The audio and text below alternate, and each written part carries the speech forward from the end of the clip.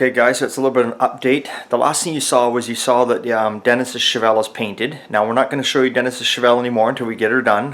We're going to get all the chrome pieces put on it now. What I'm going to show you is, I'm going to show you a little Chevy pickup that came into me. And this thing is just unbelievable. Ava, if you're out there watching, you were talking about getting yourself one of these 51 to 54 Chevy pickups. And I was telling you I had one coming in that was pretty rusty. Well, wait till you guys see this. Most of you are going to say, why wouldn't you just buy another cab? But unfortunately for this guy, he started on this, he bought all the pieces, and it's too late now. I guess he just wants to do this cab. So I'm speechless. Let's take a look. So he had it down and he had it blasted. And probably from this view, it doesn't look that bad. Doors are actually good. But now we'll go in here and we'll show you guys. You can see from over the years, look at, it's metal, welded over top of metal. It's been patched up in here. Look at the welds on this thing. All the way across here. Someone's welded pieces up on the kick panels, as you can see. You can see it here overlapping all the way down. Then somebody got in here and they put a whole bunch of little pieces of metal over top where they were going to weld up the firewall holes. Now we'll come across the back here. It's like Swiss cheese. Right throughout the whole floor. We'll come across here. The whole back panel is just beat to snot with holes drilled in it where someone was drilling holes and probably doing the old throw a screwdriver in it, grab a hammer, try to pull the dent out. The doors actually aren't too bad. We'll come across to the front. Look at the front of this thing. Look at the metal and this brazing. It's all rotten. It's all smashed in. There's the firewall. What someone had gotten into doing. It's got a big, I don't understand what this is. It's got this big, huge, honking piece of metal. It looks like fucking 1/4 inch or 1/8 at least steel hanging there. We'll come around here. Look at the patches been put in. Look at the welds on this. It's like somebody did it with a stick welder or something. Look at the rust down in here. Anyway, the roof is not bad. Actually, there's a hole over here. Is it a bullet hole or did someone just drill through it? They just drilled through it. If it was a bullet hole, it'd be cool. We all like that, don't we? But anyway, so here we go. We've got a whole brand new back of the cab, as you can see here. We've also got a whole new in behind it, complete floor pan. Then somewhere else, I don't know where, somewhere else in this shop we got a complete firewall.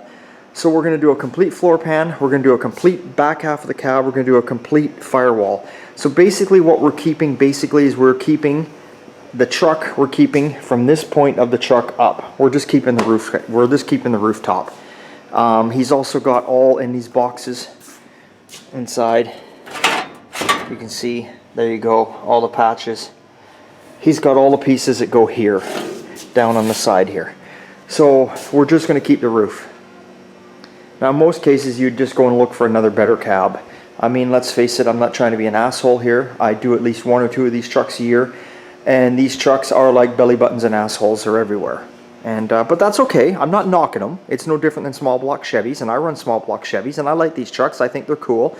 I like the 5-window cabs. It's just they are everywhere. It's not like it's a super rare cab and you couldn't have found a better one. You can actually even buy the whole complete cab. I think whole cabs are selling for like maybe around $6 grand without doors, I believe. So, but there's a bit of work involved here. So that is what is going on here. So I just wanted to show you that at the moment. So that's our latest little project along with many others. So what we're going to do now is, let me get this camera turned around. There's going to be a slight pause in it because I noticed the battery's dying. I'm going to go charge the battery up, then I'm going to give you guys a quick update on what is still here in the shop, because I know my videos are all over the place because I show it as it is real. I show you every day or not every day, but I show you twice a week what's going on in the shop, and we're not always focused on the same thing all the time, so sometimes it can get confusing.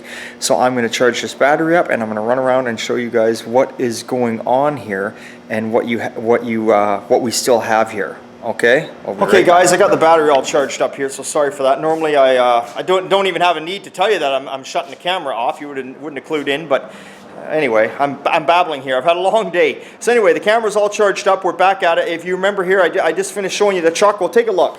This is what's gone on. In 4 hours, within the last 4 hours, I braced up the cab inside and I cut the whole floor out of it. Now this truck is going to become a real nightmare. This is a huge job. This is just massive. You can see what's going on. Look at the rust up in there. I mean, these are all areas that you have to address before you even put the floor in. Now you can see all the rust up in there, but I'm not worried about that area because I can deal with that after the floor is in. Right now the cab, if you're getting confused what's going on, the cab's sitting on its firewall. So see, I've already started here. I welded a piece in here. You can see the old brass where someone sent some old brass work. I still got to grind all that shit out of there. But I welded a piece in here because what happens is the floor, if you can visualize this, if I stand back here, the floor is going to go obviously all up and down in here. And what it does, this is the back of the cab. This is a part, it welds across here.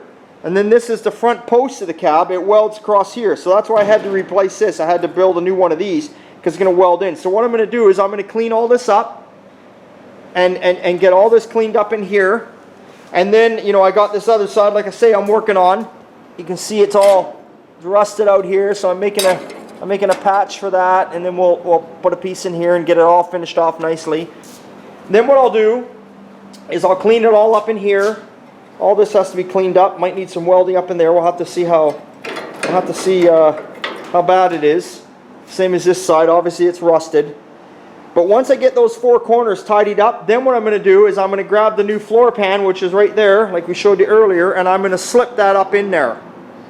So then I'm going to slip the floor pan up in there. So then the floor pan will be welded across the front post and be welded across the back post. Then I'm going to flip the cab down on the cart. I had it on a cart earlier, and then I'm going to attack the back pan because he's got a whole brand new back pan here that goes, and it goes from this seam here down. So then I'm going to attack that because that then comes down and attaches to the back of the floor pan, if you get what I'm talking about. Now here's the floor I took out. Talk about Swiss cheese. Look at that. Just unbelievable. Now this is the underside of the floor. Look at the rust here. Look at how many times this truck has been patched over in the years. 1 patch, 2 patches, 3 patches. 3 times somebody kept going over it. And look at the welds on the last one somebody did. Look at that. I don't know whether they used a stick welder or what they were doing. Just horrible. I mean, you can just see it even down in there where they did the welding. And it's the same thing. It's patches over patches. I don't know where this truck came from, but it's a tough old girl. It's a real tough old girl. So, but anyway, that's where we're at with this truck. We're going to keep you posted. Who'd ever think that I would take on a job that was going to be in worse shape than Dean's 55 Pontiac? And yes, for all you guys out there, the Pontiac is still here. Let's do a brief catch up. Let's catch you guys up on what's going on because my videos may seem confusing to you guys, but they're all in order. We discuss this all the time. So let's stop the bullshit and let's show you what's still here. So here, let's just do a catch up. Karma Ghia, right there. What's been done to the Karma Ghia? Again, like I said, this guy here, he's fixing up for his son, didn't have a lot of money, brought me some floor pans, there we go. We got the floors all back in it. You remember that? You remember what it looked like before? Well, I put all new floors in it. Across the back, they call this a luggage tray. Well, the luggage tray was going to be $600 Canadian. Now, I can go online and get it cheaper through the States, but the problem is the time the exchange on the dollar fucking sucks right now. Time to do the exchange on the dollar, do the bloody the transport of it, and then bring it across the border and pay the duty. I'm not saving a hell of a lot. So do I spend $600 or do I just buy $30 worth of metal? And I made this myself. Look at that. I made it myself. You know what the difference is between what I did and what was here? It's supposed to have factory lines in here, ribs, and this is covered up anyway, and all the ribs do is stop the floor from oil canning. But this is never going to oil can because nobody sits back here. This has got carpet down here, the top folds down in there. It doesn't matter. So why waste the money? So the Karma Ghia is still here. Now if you remember the little Nova that Darren was doing the air conditioning on, the little Nova is done and the little Nova is right there. So the Nova is still here, ready for pickup. It's done, it's finished, on its way. Now, we're catching you guys up on a lot of stuff. Dan's 37 Ford that we started last year.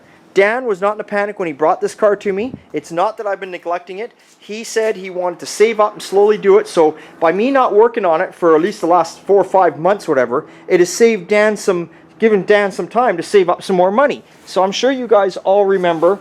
I'll just give you a brief, there you go. You guys do remember. I'm sorry the video is quick here, but we don't want to be messing around. There's the 37 Ford.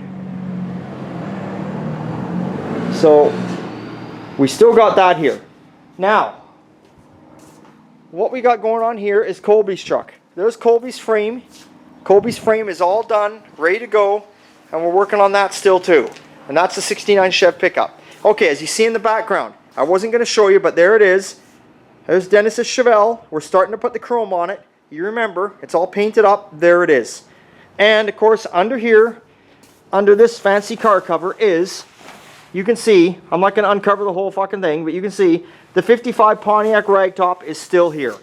So, we still got a lot of stuff on the go here. So if you guys were getting a bit confused and didn't know what was going on and wondering, hey Rick, did you get those jobs done and you got rid of them? No, they're still there.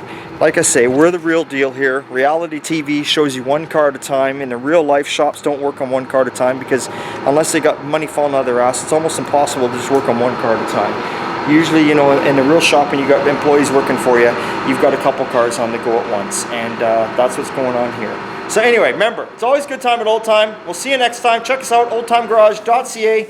Check us out on Instagram, and thanks for watching, and that's it. See you later.